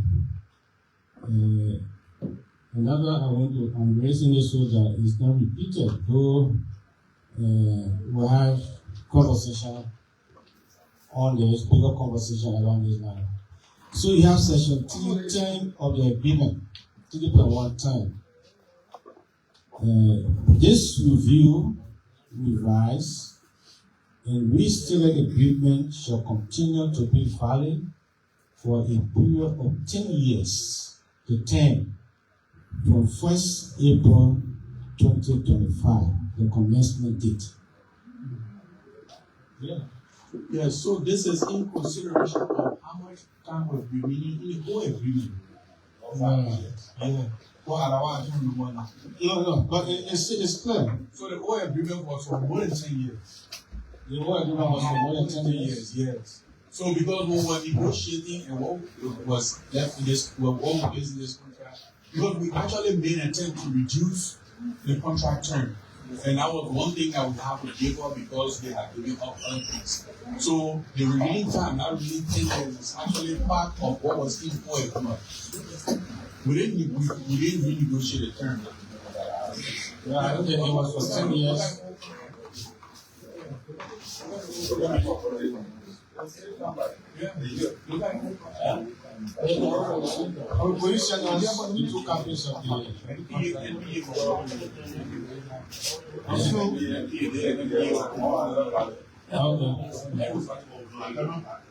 Okay. Yeah, so we said, Tell you okay?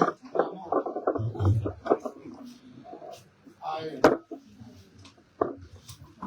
I would like to know, talking about capacity,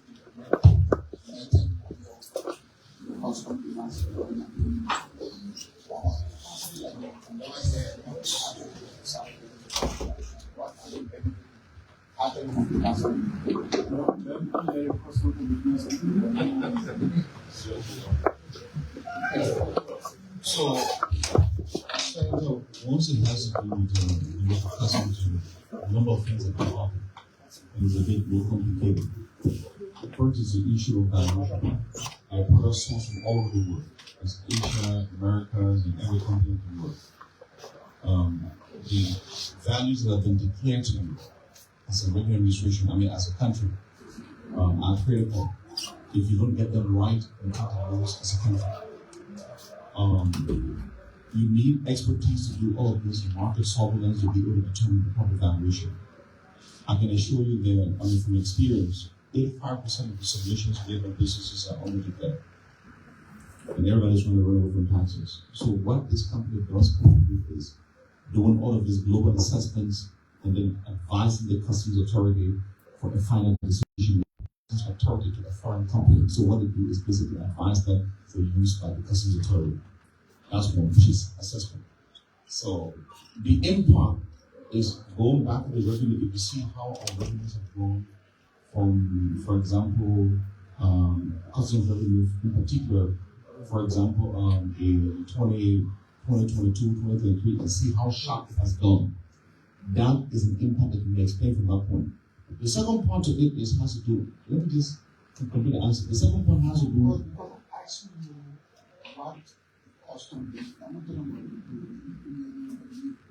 Okay, I'm talking about the technical capacity that the revenue authority getting from Method.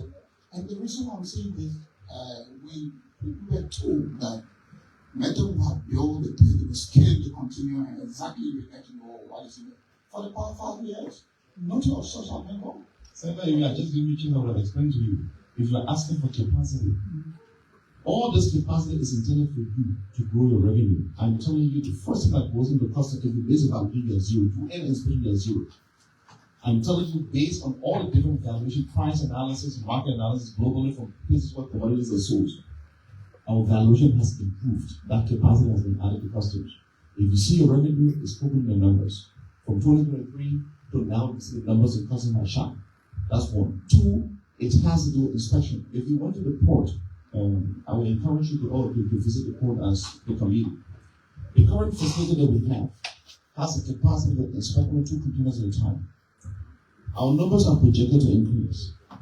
With 2 containers at a time, you're going to have congestion at the port because you have always had congestion at the port. What Method, the capacity that Method is building for customers is expanding the facility where we can inspect up to 50 units simultaneously. What they're doing now is almost completed. That's one. The second part of it to reduce congestion is to employ what we call NIT, non-intrusive inspection technology. In other words, some of these things will come on this scanner and get out of the port without even opening them because of the technology we deploy. The scanner, as we speak, the Chinese delegation is expected in the country shortly to assess the environment and to see the specs that will go. And the reason why we ask for this is because in the port there's dust, in the port there's oil, and all of this is in the environment. So we build this technology based on the environment. That engineer is supposed to come in the country because you have to build a facility first before you deploy the scanner. So that is also happening. So since we never had the $25 million, the amount that we have the $25 million, we can have the $25 million. It's a good thing because Method, what the 2 of them have done, they not do. It's a good thing for you to take over and provide the $25 million instead of giving Method 85% of our money and then the money just comes to the country.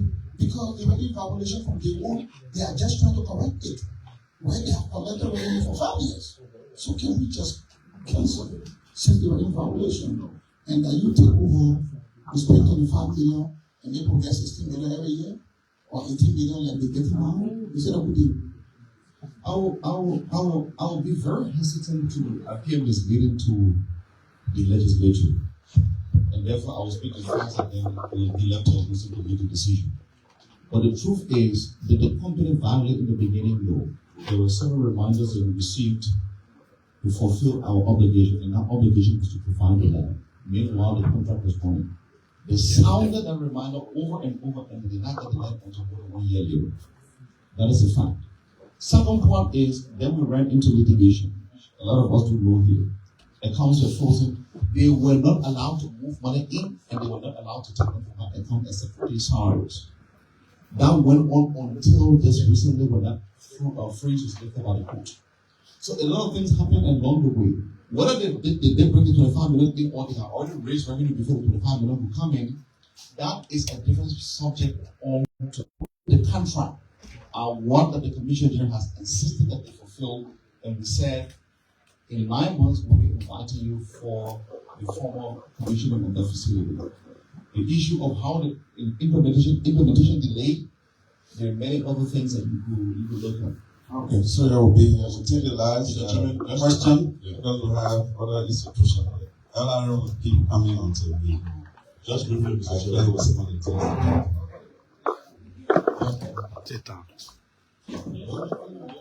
Go ahead. We can always, people will be here. Very briefly, I will let you know what is the remaining life of the remaining 5 years. All right. CG, when the cabinet mandated you to kill the contract instead of was it through the IMC or it was just you? I mean, I say you being LRA. Well, it was being led by LRA, by other agencies of government. Ministry of Finance, Ministry of Justice, Finance, NIC, Commerce. So what is the status now? The status is that we were holding those negotiations when the vice president took seize of the matter, and the matter is still before the vice president. All right. So another issue was the dispute amongst the owners of the method. How is the status now? Because according to you, the Justice Minister said we should go until they resolve that issue already. It has been resolved. I think one party paid the other party off. So the whole issue has been resolved. Ownership. The ownership is one company. Okay, so thank you. No, it will be part of our briefing to e-house. So LRA, I think we have 2 many unfinished issues. We're doing both revenue, but we needed to be clear on some aspects of the work. And we're also looking at the expenditure. We have a reconciliatory issue between LRA and the root fund, which people will come in again so that we sort it out because the variance as presented to us by the root fund and LPRC is something that we have to look into a little deeper. Can we get a copy of that? Because the root fund has not shared with us. Whatever is it that they gave you? No, but the people needing to be briefing, you may be going back and we have had a series of engagement, and then it was established that he should have provided his own LRA own position. And the custom person has not brought that information. Because we wanted information from custom, from LRA, we wanted information from LPRC so that we compare all three with the root fund. LPRC brought their data, and the variance between LPRC and the root fund was just unimaginable.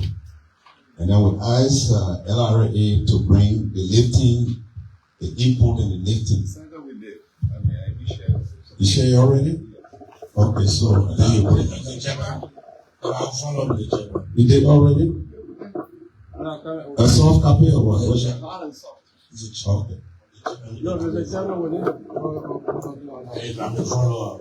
Yeah. I thought during the hearing with the root fund, they raised the issue and they talk about the variance. And LRO represented. I think I'm more.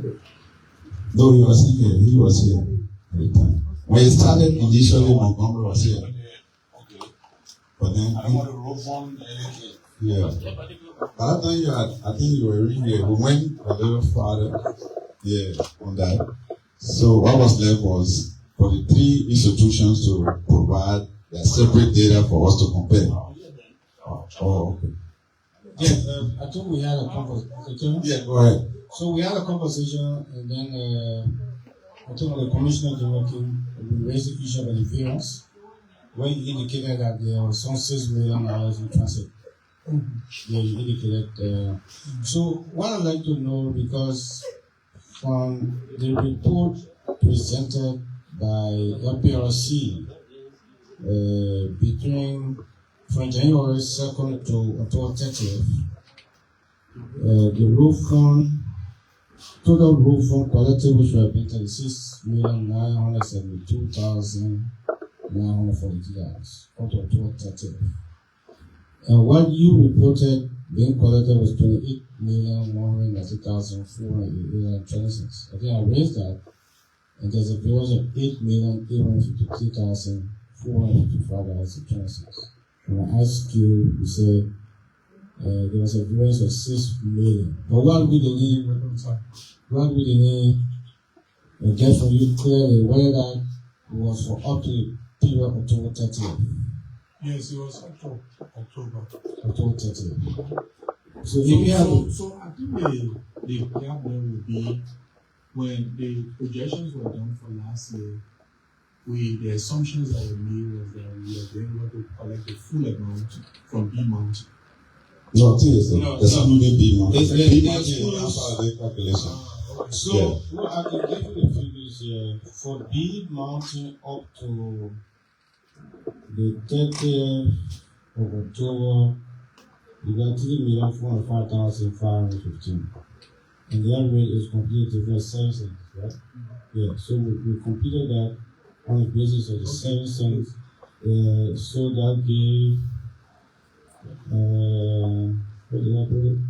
But it's part of the 36 million. So it's not E Mountain. It's not. It was So on the basis of 7 cents. You adjusted it. Yeah, on the basis of so what? the 36 does not include B. Yes. No, it is. You include that? Yes. No, collected, the amount collected from B Mountain on account of 7%. Oh, that's what I'm saying. It doesn't include the uncollectible. Which one is the uncollectible? The one they are not paying based on the concession they have. Yeah, it doesn't. Yeah, but I will call FPRC from here. Yeah, so we have. We'll come back in-house on that song. 2.8.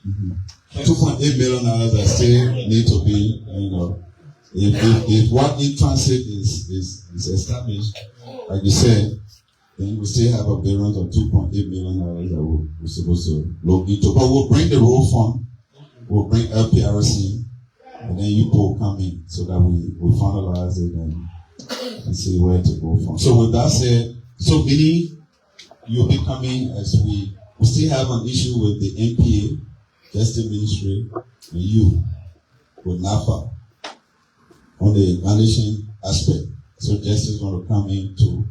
Then you'll come in with NPA, we are rating them. So there are two different concerns that we have, including the network thing that was just raised. So our briefing to the President of the Senate will be for the matter to be resolved within the budget in the execution period, and the projection will be made, assuming that we'll move at 50% or 60%, so that projected extra revenue will come, online, and we can appropriate it for you to do some of the work and see what can come out of the realization of the 1.2 billion budget.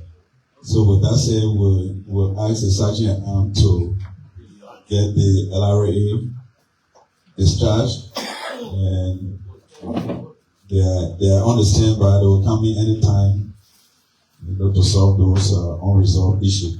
Finance will take the witness team. Yeah, you know the required kind of find money around. Please rise.